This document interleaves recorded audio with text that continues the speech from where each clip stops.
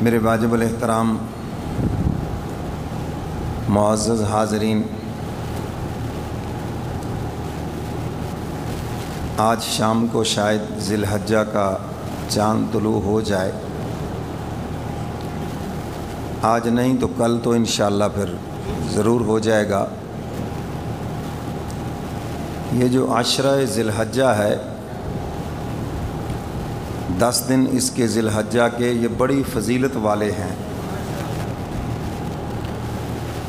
آپ ان کی فضیلت کا اندازہ اس بات سے لگائیں کہ ان 10 راتوں کی حق تعالیٰ نے قسم اٹھائی ہے۔ آواز بریک کرواؤ۔ اب جس کی اللہ قسم اٹھائیں، آپ خود ہی اندازہ لگا لیں کہ وہ چیز کتنی عظمت والی ہے، کتنی شان والی ہے، خود ہی اندازہ لگا لیں اس سے۔ اور اس کو فضیلت عطا فرمائی، شان عطا فرمائی۔ علماء نے لکھا ہے کسی جگہ میں، کسی عمل میں اس وقت تک کوئی فضیلت نہیں آ سکتی جب تک اللہ رب العزت خود اس کا حکم نہ فرمائے۔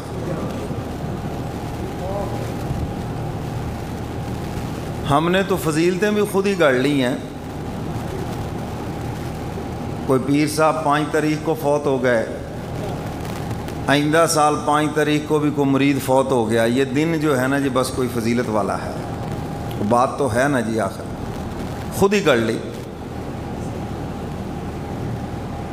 ہمارے بابا فرید شکر گنج رحمۃ اللہ علیہ اللہ کے سچے ولی ہیں، وہاں پر ایک دروازہ لگا کے جنت کا دروازہ بنا دیا، خود ہی فضیلت گڑھ لی۔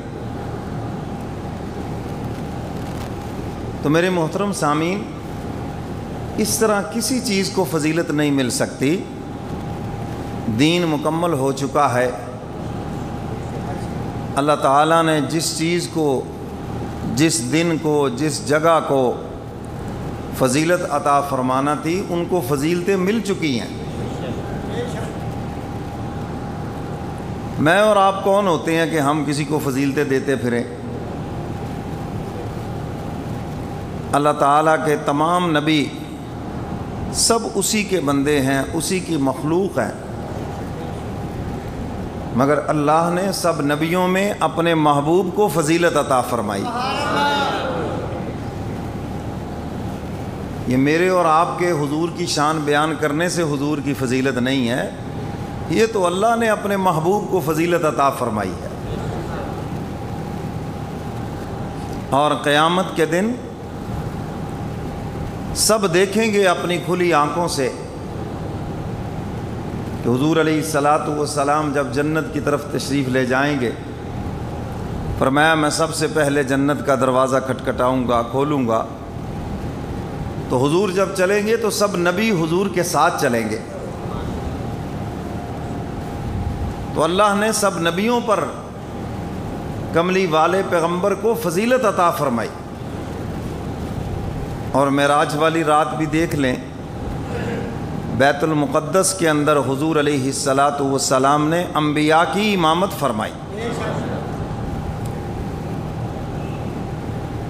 تو اسی طرح حضرات صحابہ کرام 1,24,000 44,000 ہیں، لیکن اللہ نے سیدنا صدیق اکبر کو یہ فضیلت عطا فرمائی ہے۔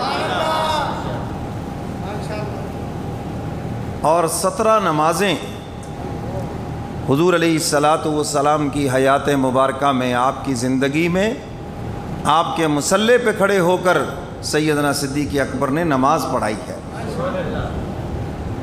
تو یہ فضیلت ہے۔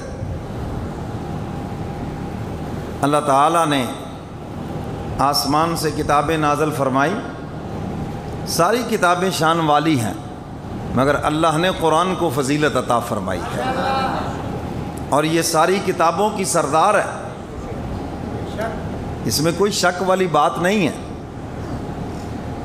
1,24,000 44,000 امتیں ہیں، مگر اللہ تعالیٰ نے امت محمدیہ کو فضیلت عطا فرمائی. یہ امت محمدیہ آئی تو بعد میں ہے، مگر فرمایا کہ جنت میں یہ سب سے پہلے جائے گی انشاءاللہ. اور انسان یہ ہے بھی جنت کی مخلوق ہے، اور اس نے واپس جنت میں ہی جانا ہے انشاءاللہ. آدم علیہ السلام جنت میں رہتے تھے، زمین پہ اترنے کا حکم ہوا، لیکن واپسی جو اصلی ہمارا محل ہے، اصلی گھر ہے، وہ جنت ہے. اللہ ہم سب کو نصیب فرمائے. بس تھوڑی سی محنت ہے.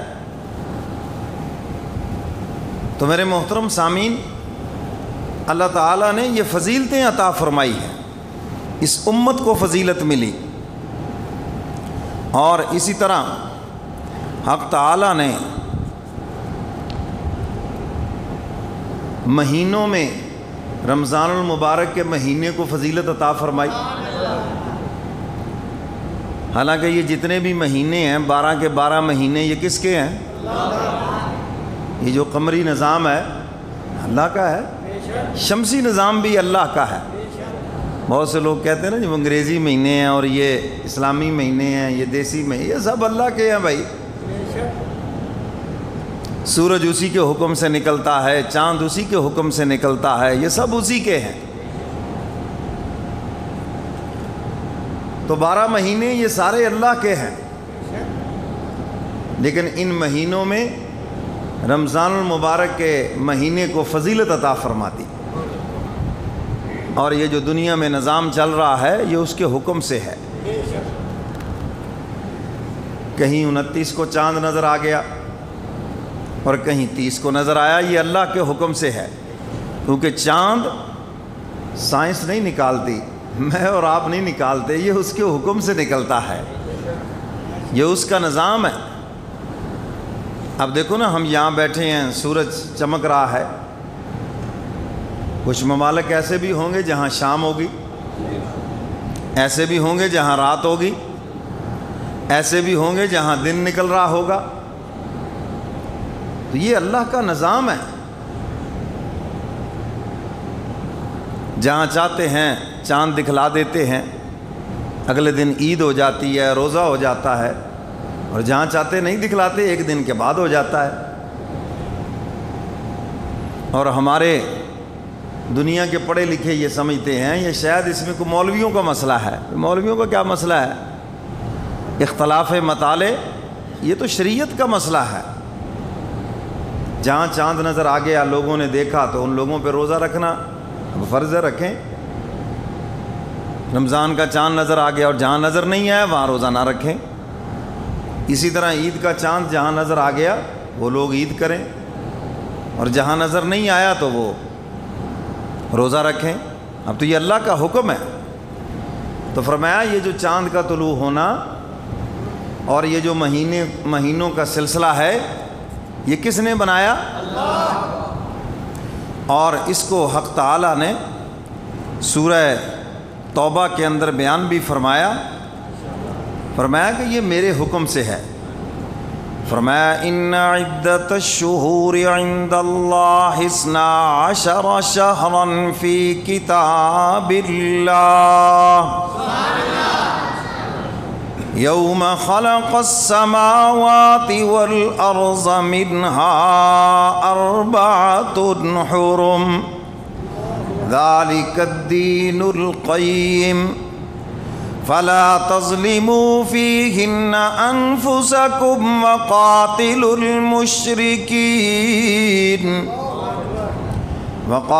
المشركين كافة كما يقاتلونكم كافة واعلموا أن الله مع المتقين. حق تعالیٰ فرماتے ہیں کہ یہ مہینوں کا نظام میرے حکم سے ہے. یہ کس کے حکم سے؟ اللہ کا بنایا ہوا نظام ہے. اور فرمایا ہم نے انہی میں سے 4 مہینے محترم بنا دیے، حرمت والے بنا دیے ہیں. ہاں، ذی القعدہ، ذی الحج اور محرم، اور اسی طرح رجب کا مہینہ، ان مہینوں کے اندر لڑائی منع، اور مشرکین مکہ بھی ان مہینوں میں لڑائی نہیں کرتے تھے۔ یہ تو بعد میں حکم آ گیا نا اللہ تعالیٰ کی طرف سے۔ تو حق تعالیٰ فرماتے ہیں یہ مہینے، یہ سسٹم، یہ نظام تو میں نے بنایا ہے، یہ تو میرا بنایا ہوا نظام ہے۔ تو اللہ تعالیٰ نے یہ مہینے بنائے اور پھر ان مہینوں کا ایک سردار بھی بنا دیا، اور وہ ہے رمضان کا مہینہ۔ اللہ تعالیٰ نے دن بنائے اور پھر دنوں کا سردار بنا دیا جمعہ کا دن۔ کون سا دن بھائی؟ یہ اللہ نے بنایا نا، اس دن کو فضیلت اللہ نے دی ہے۔ میں یہ باتیں اس لیے ترتیب سے آپ کو سمجھا رہا ہوں، بتا رہا ہوں، تاکہ یہ باتیں ذہن میں بیٹھ جائے۔ کسی وقت کو، کسی دن کو، کسی جگہ کو، ٹائم کو جو فضیلت ہے وہ اللہ تعالیٰ کے حکم سے ہے، ہم اپنی مرضی سے نہیں کر سکتے۔ مرضی سے کریں گے تو بس پھر ہم اپنی پیدائش کے دن کر دیں گے، جی ہم بڑے فضیلت والے ہیں، جی فلانے دن پیدا ہو گئے، وہ حج کے دن پیدا ہو گیا تو حاجی رکھ دیا اس کا نام، رمضان میں پیدا ہو گیا تو رمضان رکھ دیا، تو کچھ کر دیا۔ تو اللہ تعالیٰ نے جن چیزوں میں فضیلت رکھی ہے وہی فضیلت والے ہیں، انہی کی شان ہے، انہی کا مرتبہ ہے، اپنی مرضی سے کچھ نہیں۔ اب راتیں تو ساری اللہ کی ہیں، لیکن راتوں کی سردار ایک رات ہے لیلۃ القدر، اس کو تمام راتوں کی سردار بنا دیا۔ خیر من الف شہر، فرمایا اس رات کی جو عبادت ہے 1000 مہینوں سے بہتر ہے۔ اب رات ایک ہے اور عبادت 1000 مہینوں سے بہتر ہے، اور 1000 مہینوں کے سال بنائے تو 83 سال بن گئے، یعنی 83 سال کی مقبول عبادت ایک رات کی عبادت میں حاصل ہو گئی۔ اللہ تعالیٰ نے اس کو چھپا دیا رمضان کی آخری 5 طاق راتوں میں، کیونکہ ہماری نفسیات کا علم تھا نا، پتہ چل جاتا کہ یہ رات ہے، بس پھر ہم اسی رات کو عبادت کرتے اور پھر مسجد کے قریب نہ آتے، جبکہ اللہ تو اپنی رحمت سے اپنے بندوں کو جوڑنا چاہتے ہیں، کیونکہ حق تعالیٰ عبادت سے راضی ہیں۔ مولانا احمد علی لاہوری رحمۃ اللہ علیہ فرماتے ہیں ساری زندگی درس قرآن دیا، ہندوستان سے گرفتار ہو کر آئے، کوئی جاننے والا نہیں، کوئی ضمانت دینے والا نہیں، اور جیل کے اندر درس قرآن کا سلسلہ شروع کیا جیل سے۔ اس لیے تو میرے مرشد فرماتے ہیں جہاں موقع ملے اللہ کی بات کرنے کا، دیکھیں نا یہ کون سی جگہ ہے، ضروری نہیں کہ ممبر پہ بیٹھ کے بات کرنی، جہاں موقع ملے وہاں بات کرو۔ ہم جہاں بھی جاتے ہیں تیرا فسانہ چھیڑ دیتے ہیں، کوئی بھی محفل ہو تیرا رنگ محفل دیکھ لیتے ہیں۔ فرمایا جہاں موقع ملے اللہ کی بات کریں، اس کی محبت کی بات کریں، اس کے تعلق کی بات کریں، اس کی شان اور اس کی عظمت کی بات کریں، یہ ہر مومن کا کام ہے۔ ہم تو جہاں بیٹھتے ہیں سیاست کی باتیں، جہاں بیٹھے کاروبار کی باتیں، جہاں بیٹھے اپنے جھگڑوں کی باتیں، فضولیات، کیوں جی ایسے ہے یہ؟ تو مولانا احمد علی لاہوری رحمۃ اللہ علیہ گرفتار ہو کر آئے، کوئی ضمانت دینے والا نہیں، کوئی کھانا دینے والا نہیں، جیل کے اندر درس قرآن شروع کیا، اور فرمایا کرتے تھے یہ قرآن کی برکت ہے کہ اللہ نے 14 مرتبہ بمائے خاندان کے اپنے گھر بیت اللہ کی حاضری کی توفیق عطا فرمائی۔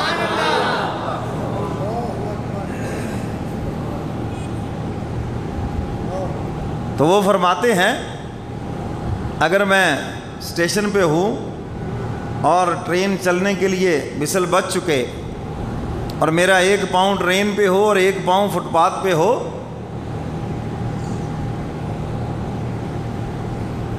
اور مجھے کوئی کہے کہ احمد علی قرآن کا خلاصہ تو بتاؤ، اگرچہ یہ 3-4 سیکنڈ ہیں، فرمانے لگے میں وہیں پر قرآن کا خلاصہ بتا دوں گا کہ پورے قرآن کا خلاصہ 3 چیزیں ہیں، اللہ تعالیٰ کو عبادت سے راضی کر لو، حضور علیہ الصلاۃ والسلام کو اطاعت سے راضی کر لو اور اللہ کی مخلوق کو خدمت سے راضی کر لو۔ اللہ کس سے راضی ہوں گے؟ بولو، یاد کر لو، اللہ کس سے راضی ہوں گے؟ جانی مالی کسی قسم کی بھی عبادت ہو، فرض ہو، نفل ہو، سنت ہو، نوافل ہو، مستحب ہو، ہیں جی، اور صدقہ خیرات، کسی قسم کی عبادت، یہ کس کے لیے؟ اللہ عبادت سے راضی ہوں گے، یاد رکھنا۔ اللہ کی عبادت کرو گے اللہ راضی ہو جائیں گے، اور حضور راضی ہوں گے اطاعت سے۔ حضور کس سے راضی ہوں گے؟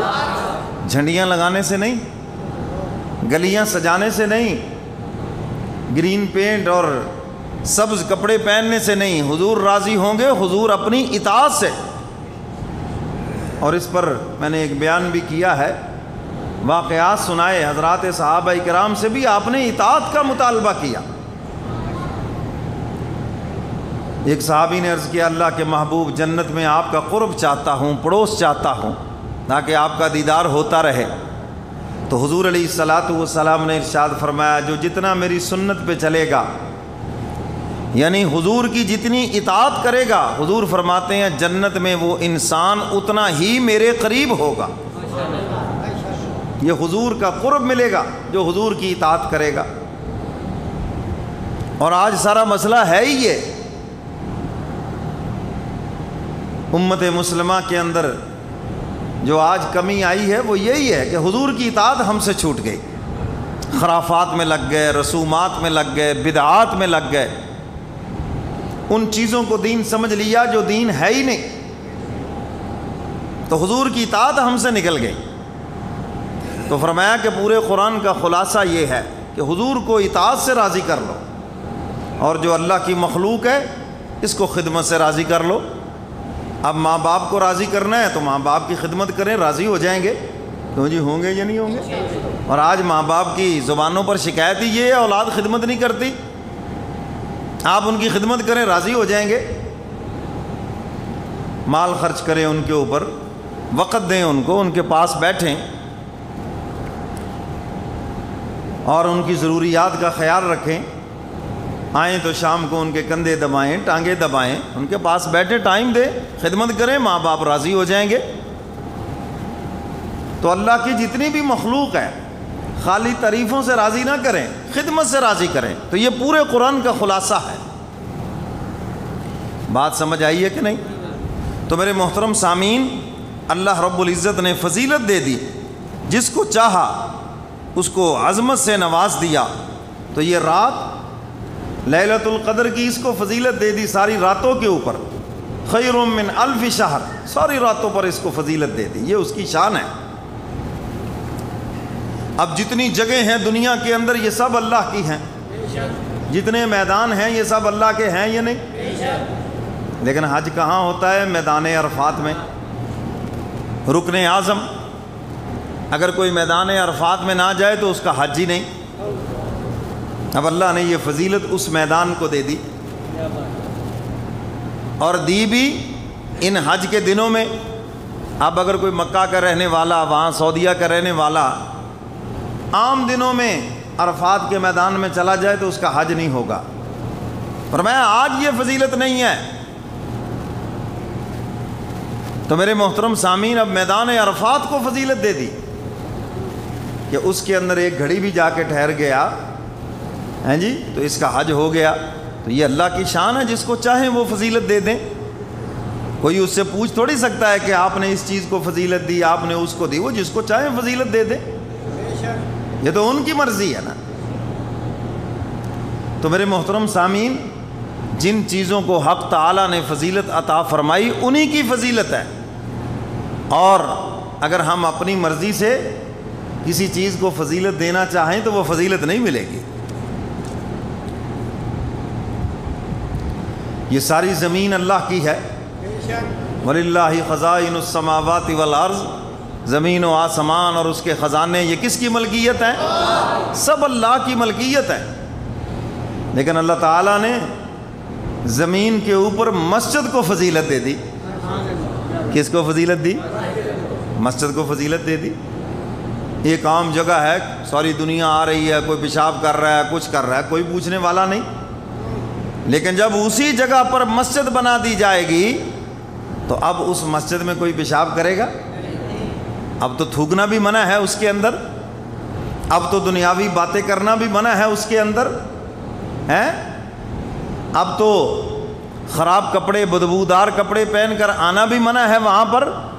خذوا زینتکم عند کل مسجد، اب تو حکم ہے جب اللہ کے گھر میں جاؤ صاف ستھرے ہو کر جاؤ، پاکیزہ بن کر جاؤ، اب تو حکم ہے۔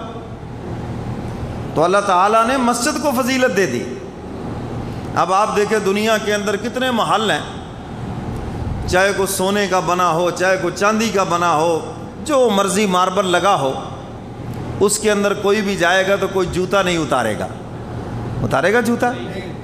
لیکن مسجد کچی بھی ہو، فرش بھی اس کا کچا ہو، پرانی بالکل خستہ مسجد ہو، اس کے اندر بھی جو جائے گا تو جوتا اتار کے جائے گا، جائے گا یا نہیں جائے گا؟ یہ ہے اللہ نے مسجد کو فضیلت دے دی، اور فرمایا یہ اللہ کا گھر ہے اور یہ بیت اللہ کا حصہ ہے، اور قیامت کے دن یہ سب بیت اللہ کے ساتھ مل جائیں گے، اور بیت اللہ پوری دنیا کے نصف میں ہے، سینٹر میں ہے۔ اب اللہ تعالیٰ نے پوری دنیا میں سب سے پہلے بیت اللہ کو منتخب کیا، وہاں پر اپنا گھر بنوایا اور اس کو فضیلت اور عظمت عطا کر دی، اور اسی کے اوپر بیت معمور ہے، فرشتوں کا کعبہ بھی عین اس سیدھ کے اوپر۔ تو اللہ تعالیٰ نے دیکھو بیت اللہ کو فضیلت عطا فرما دی، مسجد نبوی کو فضیلت عطا فرما دی، اور یہ دو شہر ایسے ہیں جن کے لیے دو نبیوں کی دعائیں ہیں۔ مکہ مکرمہ کو فضیلت حاصل ہے، مدینہ منورہ کو فضیلت حاصل ہے۔ مکہ کے لیے خلیل اللہ کی دعائیں ہیں، ربنا افئدۃ من الناس تہوی الیہم وارزقہم من الثمرات۔ اے الہ العالمین، سب لوگوں کے دل اس گھر کی طرف کھینچے چلے آئیں، جو ایک مرتبہ آئے دوبارہ آنے کے لیے تڑپے، اور جو نہ آ سکے وہ آنے کے لیے تڑپے۔ خلیل کی دعا قبول ہوئی نا؟ تڑپ رہے نا سبھی، ہر ایک کے دل میں تمنا ہے، جو ایک مرتبہ ہو کے آ گیا دوبارہ جاؤں وہاں پر۔ تو ابراہیم علیہ السلام نے دعا مانگی اور ساتھ ہی درخواست کی وارزقہم من الثمرات، پھلوں کا رزق بھی ان کو دے۔ ساری دنیا کے جتنے پھل ہیں مکہ مکرمہ میں موجود ہیں۔ ہمارے ہاں جن پھلوں کے سیزن آف ہیں، جو پھل یہاں پر نہیں مکہ میں موجود ہے، آپ کا کوئی نہ کوئی حاجی گیا ہوگا، آپ ان سے پوچھ لیں۔ ہمارے ہاں تو سنگترے آج کل نہیں ہیں، مالٹے نہیں ہیں، تو وہاں پر آپ پوچھ لیں، وہ کہیں گے یہاں تو موجود ہے، اگرچہ کسی اور ملک کے ہیں لیکن یہاں موجود ہیں۔ یعنی پوری دنیا کا فروٹ ہر موسم میں مکہ مکرمہ کے اندر موجود ہے، اور یہ ابراہیم علیہ السلام کی دعا ہے، ببکۃ مبارکن، اور اس شہر کو برکت والا بنا دیا۔ حضور کے دادا ابراہیم علیہ السلام کی دعا ہے، برکت دے دی گئی اس شہر کے اندر، اور اس شہر کو فضیلت دے دی گئی۔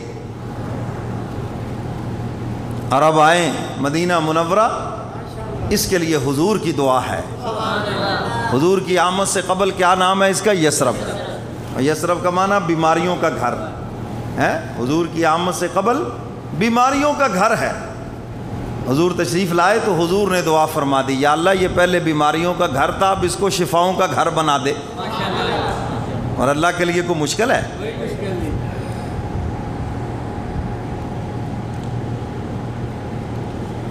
آج حاجی صاحب کہتے ہیں مولوی صاحب یہاں تو بیمار تھے، مگر جب مدینہ میں پہنچے تو ایسے لگا جیسے بیماری کوئی نہیں۔ میں نے کہا یہ حضور کی دعا کی برکت ہے، سمجھ آئی کہ نہیں؟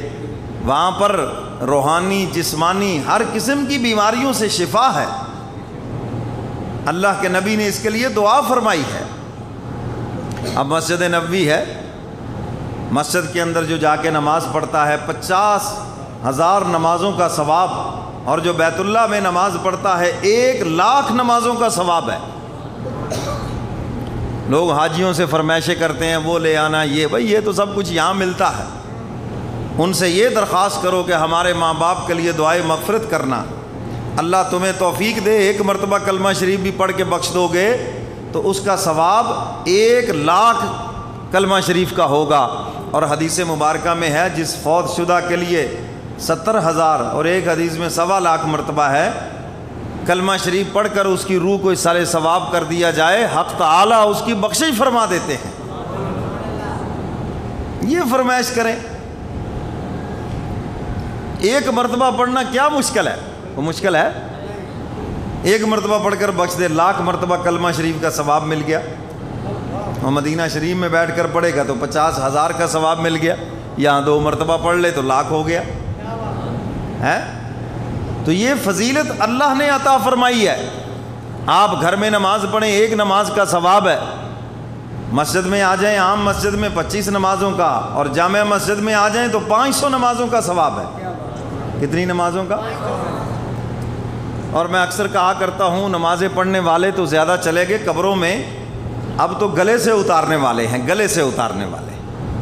ہمیں اس سے کوئی سروکار نہیں کہ ثواب زیادہ ہے یا تھوڑا ہے، بس گلے سے اتر جائے، جہاں جلدی نماز پڑھی جائے، جہاں جلدی جان چھوٹ جائے، جمعہ جلدی سے گلے سے اتر جائے۔ ابھی کرنا کیا ہے اتنا جلدی جمعہ پڑھ کے؟ بھائی جی کرنا تو کچھ نہیں، بس سونا ہی ہے جی، اور تو کچھ نہیں۔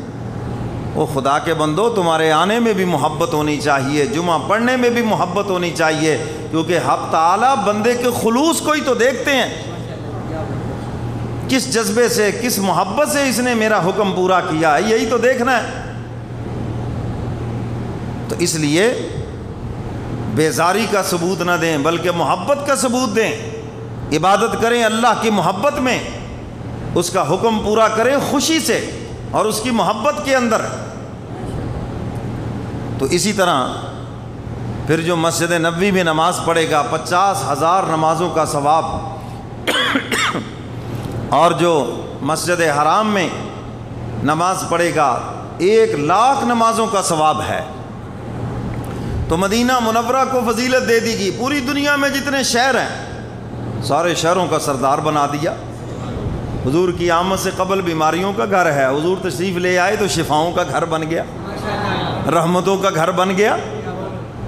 اور کہنے والے نے کہا ہے نا، مدینہ ہے جہاں پر سید ابرار رہتے ہیں۔ مدینہ منورہ بن گیا، طیبہ طیبہ بن گیا حضور کی آمد سے۔ مدینہ ہے جہاں پر سید ابرار رہتے ہیں، دل مضطر ٹھہر جایاں تیرے غم خار رہتے ہیں۔ مدینہ ہے جہاں پر سید ابرار رہتے ہیں، مدینہ میرے محبوب کا شہر ہے، میرے کملی والے پیغمبر جہاں پر آرام فرما ہے، وہاں پر ہمیں ادب و احترام کو سامنے رکھنا چاہیے، کیونکہ ہمیں مدینے کا بھی احترام ہے اور مدینے والے کا بھی احترام ہے۔ وہاں برائیاں نہ کرنا، معلم کو گالیاں نہ دینا، اگر کوئی تکلیف بھی پہنچ گئی ہے تو صبر کرنا، زبان سے ایسی کوئی بات نہ نکالنا۔ ایک حاجی صاحب حج کے لیے گئے اور مدینہ منورہ تشریف لے گئے اور وہاں پر دہی منگوائی کھانے کے لیے۔ جب کھانے لگے تو کہنے لگے مدینہ کی دہی کھٹی ہے اور یہ کھانے کے قابل نہیں۔ خواب میں حضور علیہ الصلوۃ والسلام نے حکم دیا، اگر میرے شہر مدینہ کی دہی کھٹی ہے، میرا شہر چھوڑ کر اس شہر میں چلے جاؤ جہاں میٹھی دہی ملتی ہو۔ جو اپنے شہر کی اتنی توہین برداشت نہ کرتا ہو وہ اپنے یاروں کی توہین کیسے برداشت کرے گا؟ صحابہ کی توہین کیسے برداشت کرے گا؟ وہ اپنے محبوب کی زوجہ محترمہ کی توہین کیسے برداشت کرے گا؟ اہل بیت کی توہین کیسے برداشت کرے گا؟ تو اس لیے فرمایا کہ حضور کا بھی ادب اور حضور کے شہر کا بھی ادب۔ یہ دیکھیے امام اعظم ابو حنیفہ رحمۃ اللہ علیہ مدینہ منورہ کے اندر تشریف لاتے ہیں اور کتنا ادب ہے مدینہ منورہ کا۔ 8 دن قیام فرمایا اور ایک دن بھی مدینہ کے اندر پیشاب نہیں کیا۔ میلوں دور باہر تشریف لے جاتے قضائے حاجت کے لیے، حالانکہ کوئی مسئلہ نہیں ہے، کوئی منع نہیں ہے، یہ صرف عشق اور محبت کی وجہ سے ہے نا۔ حجت الاسلام مولانا قاسم نانوتوی رحمۃ اللہ علیہ مدینہ منورہ تشریف لاتے ہیں اور جب روضہ رسول پہ نظر پڑتی ہے، سواری پہ سوار ہے، نیچے اتر جاتے ہیں اور فرماتے ہیں عاشق کے لیے مناسب نہیں ہے جب گنبد خضرا نظر آ جائے وہ سوار ہو کر آئے، بلکہ اس کو پیدل چلنا چاہیے۔ کسی نے کہا حضرت یہ منع ہے، کسی کتاب میں منع لکھا ہے؟ فرمایا کہیں بھی منع نہیں لکھا، یہ عشق اور محبت کی بات ہے، یہ کملی والے پیغمبر کے ساتھ تعلق کی اور ادب کی بات ہے۔ اور جب مدینہ کی گلیاں آ گئیں وہاں پہ جوتی اتار لی۔ آج کل تو کارپیٹ روڈ ہے، میں ان دنوں کی بات کر رہا ہوں جب وہاں پر نکیلے پتھر ہوا کرتے تھے۔ حضرت نے جوتی اتار لی اور پاؤں کے اندر پتھر چبھ رہے ہیں۔ کسی نے کہا حضرت اتنی تکلیف کیوں برداشت کر رہے ہو؟ فرماتے ہیں ہو سکتا ہے 1400 سال پہلے ان گلیوں کے اندر میرے مصطفیٰ کے قدم لگے ہوں اور ان قدموں کے اوپر کہیں میری یہ جوتی نہ آ جائے۔ یہ ہے عشق اور محبت، یہ ہے کملی والے پیغمبر کا ادب۔ مدینہ ہے جہاں پر سید ابرار رہتے ہیں، سبحان اللہ، اور سب کہہ دو ماشاءاللہ۔ مدینہ ہے جہاں پر سید ابرار رہتے ہیں، دل مضطر ٹھہر جایا تیرے غم خار رہتے ہیں۔ تیرے غم خار یہاں رہتے ہیں، یہ راز ایک دیہاتی کو سمجھ آ گیا ہے۔ روضہ رسول پہ کھڑا ہے اور دعا مانگنے لگا، عرض کرنے لگا الہ العالمین یہ تیرے محبوب کا روضہ ہے اور میں ہوں تیرے محبوب کا گناہ گار امتی۔ اے الہ العالمین یہاں عرب کے اندر وڈیروں کی قبروں پہ لا کر غلام آزاد کیے جاتے ہیں، قاتلوں کو معافیاں دی جاتی ہیں۔ اے الہ العالمین اس دھرتی کے اوپر تو سب سے بڑے تیرے محبوب ہیں۔ اے الہ العالمین کملی والے پیغمبر ہیں، یہاں پر تو گناہ گاروں کو جہنم سے آزادی دی جاتی ہے۔ اے الہ العالمین میں ہوں تیرے محبوب کا امتی اور یہ تیرے محبوب کا روضہ ہے۔ الہ العالمین اگر آپ مجھے میرے گناہوں کی سزا دیں، آپ کا دشمن اور آپ کے محبوب کا دشمن شیطان خوش ہو جائے گا۔ اے الہ العالمین اگر آپ مجھے معاف کر دیں تو آپ کا محبوب خوش ہو جائے۔ مولا اب آپ کی مرضی ہے، مجھے سزا دے کر شیطان کو خوش کریں یا پھر میرے گناہوں کو معاف کر کے اپنے محبوب کو خوش کرے۔ ذرا کہہ دیں ماشاءاللہ۔ یہ درخواست دے کے چلا گیا۔ صبح تہجد کے وقت مسجد نبوی میں کسی نے بازو پکڑ لیا، ٹھہرو بھئی کل کیا درخواست دے کر گئے تھے؟ ساری بات بتائی۔ کہنے لگا تمہیں مبارک ہو، تیری وجہ سے مجھے بھی خواب میں حضور کی زیارت ہو گئی۔ کسی اللہ والے کے ساتھ عمرہ کرنا، کسی اللہ والے کے ساتھ حج کرنا اور پھر اس کی نورانیت دیکھنا۔ وہ ایک آدمی سنگترے بیچ رہا تھا، کہنے لگا اچھے سنگترے اتنے کے کلو ہیں۔ ایک اللہ والے فرمانے لگے یہ پیغام دے رہا ہے، ذرا سنو تو صحیح۔ اچھے سنگترے، اچھوں سے جو مل گیا وہ تر گیا۔ سبحان اللہ۔ اچھوں سے انسان تر جاتا ہے۔ تو فرمایا کسی اچھے کے ساتھ جانا نہ روضہ رسول کے اوپر۔ آپ اگر کسی بڑے کے ساتھ پرائم منسٹر کو ملیں تو آپ سے بھی سلام و کلام ہوگا، یہ اس کا قریبی ہے۔ فرمایا کسی اللہ والے کے ساتھ جانا تو پھر دیکھنا عمرے کی روحانیت کیا ہے، حج کی روحانیت کیا ہے۔ اب یہ درخواست دے کے چلا گیا، فرمانے لگے تجھے مبارک ہو، تیری وجہ سے مجھے خواب میں حضور کی زیارت ہو گئی۔ اور اگلی بات جو مبارک دے رہا ہوں، حضور نے فرمایا یہ چہرے والا آئے گا، اس کو بتا دینا اللہ نے تجھے معاف کر کے اپنے محبوب کو خوش کر دیا ہے۔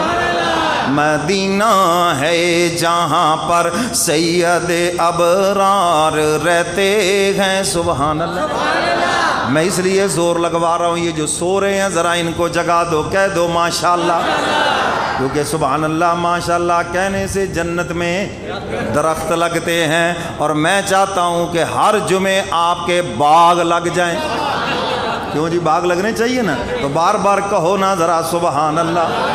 مدینہ ہے جہاں پر سید ابرار رہتے ہیں، مدینہ ٹھہرنے والے ادب ملحوظ خاطر رکھ، کیوں یہاں پر سب جہانوں کے، یہاں پر سب جہانوں کے بڑے سردار رہتے ہیں۔ مدینے کا بھی ادب، مدینے والے کا بھی ادب، وہاں پر کوئی ایسا کام نہ کرنا کہ انسان ریجیکٹ ہو جائے، ادب ملحوظ رکھنا۔ اور روضہ رسول کے اوپر یہ آیت مبارکہ لکھی ہوئی ہے، فوق صوت النبی، حضور آرام فرما ہے، یہاں پر اونچی بولنے کی بھی اجازت نہیں ہے، وہاں پر آواز بلند کرنے کی اجازت نہیں ہے، بلکہ ادب و احترام کے ساتھ حضور علیہ الصلوۃ والسلام کی خدمت عالیہ میں درود و سلام کا نذرانہ پیش کر کے آگے چلا جائے۔ مدینہ ہے جہاں پر سید ابرار رہتے ہیں، جہاں رہتے ہیں آقا یقیناً باغ جنت ہے۔ حضور کا روضہ صرف جنت ہی نہیں بلکہ جنت سے بھی اعلیٰ ہے۔ جنت میں سب کچھ موجود مگر محبوب کا روضہ موجود نہیں، اور میرے کملی والے پیغمبر کے روضہ انور کے اوپر جنت بھی موجود ہے۔ حضور فرماتے ہیں ما بین بیتی و منبری روضۃ من ریاض الجنہ، میرے گھر سے لے کر میرے منبر تک جو زمین کا ٹکڑا ہے یہ جنت کا ٹکڑا ہے۔ یہ جو ریاض الجنہ کی زمین ہے یہ جنت کا ٹکڑا ہے، اور قیامت کے دن یہ زمین اٹھا کر جنت کی زمین کے ساتھ ملا دی جائے گی۔ اللہ کی رحمت سے امید ہے جن حاجیوں کے قدم لگ گئے ریاض الجنہ کے اندر، عمرہ کرنے والوں کے قدم لگ گئے ریاض الجنہ کے اندر، اللہ ان حاجیوں کو بھی اٹھا کر جنتیوں کے ساتھ ملا دیں گے۔ جہاں رہتے ہیں آقا یقیناً باغ جنت ہے، وہ اماں عائشہ کے، وہ اماں عائشہ کے حجرہ اطہر میں رہتے ہیں۔ سب کی جنت ماؤں کے قدموں کے نیچے، یہ حدیث مبارکہ سنی ہے نا، باپ جنت کا دروازہ اور جنت ماں کے قدموں کے نیچے، کہہ دو سبحان اللہ۔ دونوں کی خدمت کرو، جنت کا دروازہ بھی ملے گا اور جنت بھی مل جائے گی۔ اے الہ العالمین، ہر انسان کی جنت اس کے ماں کے قدموں کے نیچے ہے۔ مولا کو دنیا میں ایسی بھی ماں ہے جس کے قدموں کے نیچے جنت نظر بھی آتی ہو، جنت نظر بھی آتی ہو۔ اللہ فرماتے ہیں چلو پھر مدینے چلے جاؤ اور روضہ رسول پہ کھڑے ہو کر دیکھ لو وہ امت مسلمہ کی ماں اماں عائشہ صدیقہ رضی اللہ تعالی عنہا، جن کے قدموں کے اندر جنت نظر آ رہی ہے اور ساری دنیا کے مسلمانوں کو نظر آ رہی ہے۔ وہ اماں عائشہ کے حجرہ اطہر میں رہتے ہیں، کہہ دو ماشاءاللہ۔ قیامت کے دن لوگ آئیں گے، کیا لے کے آئے ہو؟ یا اللہ نمازیں لے کے آیا، فرمایا چلو جنت کے اندر۔ تم کیا لے کے آئے ہو؟ یا اللہ حج عمرہ، فرمایا چلو جنت کے اندر۔ اچھا تم کیا لے کے آئے ہو؟ یا اللہ میں صدقہ خیرات فلاں فلاں، اور میں شہید ہوں، میں فلاں۔ اللہ فرمائیں گے چلو چلو شاباش جنت کے اندر۔ چلتے چلتے باری آ جائے گی امت مسلمہ کی ماں اماں عائشہ صدیقہ رضی اللہ تعالی عنہا، سبحان اللہ۔ اللہ فرمائیں گے عائشہ تم کیا لے کے آئی ہو؟ ذرا میری طرف دیکھو نا۔ اماں جان اپنے دوپٹے کا پلو پکڑیں گی اور اس کی گرہ کھولیں گی اور اندر سے چابی نکال کے عرض کریں گی الہ العالمین یہ گنبد خضرا کھول کے دیکھو، میں آپ کا محبوب لے کے آئی ہوں۔ وہ اماں عائشہ کے حجرۂ اطہر میں رہتے ہیں، مدینہ ہے جہاں پر سید ابرار رہتے ہیں۔ دل مزتر ٹھہر جایا تیرے غم خار رہتے ہیں، مدینہ ہے جہاں پر سید ابرار رہتے ہیں۔ جو کالا نانگ ڈنگ مارے ہٹائے جو نہ ایڑی کو، جو کالا نانگ ڈنگ مارے ہٹائے جو نہ ایڑی کو، اسی روزے میں تم دیکھو، اسی روزے میں تم دیکھو وہ پہرے دار رہتے ہیں، اسی روزے میں تم دیکھو وہ پہرے دار رہتے ہیں۔ مدینہ ہے جہاں پر سید ابرار رہتے ہیں۔ یہ ان کا معجزہ دیکھو کہ سب پر ہے نظر ان کی۔ جی یہ حضور کا معجزہ ہے کہ اور آج جو بھی روزہ رسول پہ جاتا ہے، حج کے لیے جاتا ہے، عمرہ کرنے کے لیے جاتا ہے، اس شعر کا مطلب ذرا دوسرے انداز سے سمجھاتا ہوں تاکہ عقیدہ حیات النبی بھی واضح ہو جائے، پتہ چلے نا کیا چیز ہے۔ جو زبان سے انکار کرنے والے دل سے وہ بھی مان رہے ہیں، زبان سے انکار کرتے ضد ہے نا، مسل کی پہچان بنا رکھی ہے نا، ٹریڈ مارک ہے، لیکن دل سے وہ بھی مانتے ہیں۔ اچھا آپ کوئی بھی آدمی حج کے لیے جائے، عمرے کے لیے جائے، آپ اس کو کہتے ہیں حاجی صاحب جب روزہ رسول پہ جائیں تو میرا نام لے کے سلام کہنا۔ کیوں جی کہتے ہو؟ یہ نہیں کہتے جی میرا نام لے کے سلام کہنا۔ اچھا میں اس کو دوسرے انداز سے سمجھاتا ہوں۔ کوئی آدمی کہے میں وزیر اعظم سے ملنے جا رہا ہوں، آپ اس کو کہیں جناب پرائم منسٹر صاحب کو میرا نام لے کے سلام کہنا، تو وہ پہلا سوال کرے گا کہ وزیر اعظم تمہیں جانتا ہے؟ کرے گا یا نہیں کرے گا؟ کرے گا نا سوال کہ وزیر اعظم تمہیں جانتا ہے؟ آپ کہیں گے جی جانتا تو نہیں ہے، بس سلام کہہ دینا۔ کہتا ہے سلام کا کیا فائدہ جب وہ تمہیں جانتا ہی نہیں ہے، اس کو پتہ ہی نہیں ہے کہ آپ کون ہیں۔ لیکن جب کوئی حج عمرے کے لیے جاتا ہے، آپ اس کو کہتے ہیں روزہ رسول پہ جا کے میرا سلام کہنا، میرا نام لے کر۔ آج تک کسی نے کہا ہے تجھے حضور جانتے ہیں یا نہیں؟ بتائیں بھئی، کہا کسی نے آج تک؟ آج تک کسی نے نہیں کہا اور قیامت تک نہیں کہے گا ہے؟ آپ اس کو کہتے میرا نام لے کر سلام عرض کرنا۔ اور حدیث مبارکہ کا مفہوم ہے، حضور فرماتے ہیں ہفتے کے دنوں میں ایک دن امت کے نیک اعمال میرے سامنے پیش کیے جاتے ہیں اور فرمایا میں تمہارے نیک عملوں سے خوش ہوتا ہوں۔ حضور کو خوش کرنا ہے تو نیک عمل کرو، سمجھ آئی کہ نہیں؟ تو فرمایا تمہارے نیک عملوں سے خوش ہوتا ہوں۔ تو میں نے شروع میں بھی عرض کیا ہے حضور اطاعت سے خوش ہوں گے، اور نیک عمل ہے بھی وہ جو حضور کی فرما برداری ہے۔ تو شاعر اسی چیز کو، عقیدہ حیات النبی کو اس شعر کے اندر بیان کر رہا ہے۔ سبحان اللہ، کہہ دو ذرا ماشاءاللہ۔ مدینہ ہے جہاں پر سید ابرار رہتے ہیں، یہ ان کا معجزہ دیکھو کہ سب پر ہے نظر ان کی، اگرچہ چاہنے والے، اگرچہ چاہنے والے تو دنیا بھر میں رہتے ہیں۔ اگرچہ چاہنے والے تو دنیا بھر میں رہتے ہیں، مدینہ ہے جہاں پر سید ابرار رہتے ہیں، میرا دل بھی ان کا نام لے لے کے تڑپتا ہے۔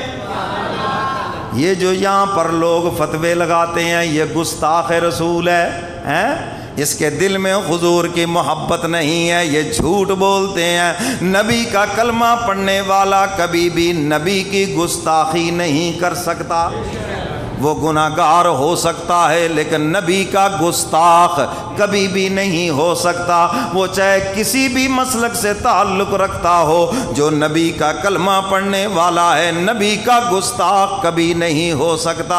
یہ جھوٹ اور بہتان ہے۔ تو شاعر اس شعر میں کیا بیان کر رہا ہے؟ یہ ان کا موج میرا دل بھی ان کا نام لے لے کے تڑپتا ہے، یقین ہے مجھ کو وہ میرے، یقین ہے مجھ کو وہ میرے دل مضطر میں رہتے ہیں۔ حضور کی شان سن کر جذبات کی کیفیت اور ہو گئی، کسی کی آنکھوں میں آنسو آ گئے ہیں۔ اس کی کیا وجہ ہے؟ یہ شدت محبت کی وجہ سے، کہہ دو سبحان اللہ۔ اچھا ویسے ایک بات ہے، جو اتنے تیز سپیکروں میں سو جائے ہیں اس کو کوئی 10 روپے انعام تو دینا چاہیے۔ یہ 2-3 ابھی تک بھی سو رہے ہیں، جگائیں اپنے دائیں بائیں دیکھیں، آپ کو ایک آدھا سویا ہوا ملے گا۔ ان کو 10-10 روپے انعام دیتا ہوں بھی، اتنے تیز سپیکروں میں سو گئے۔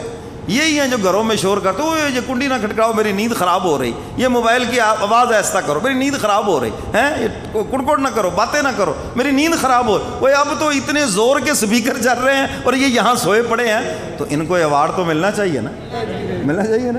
وہ خدا کے بندو جاگ کر بیٹھو۔ کبھی آپ نے کسی کو دسترخوان پہ سویا ہوا دیکھا؟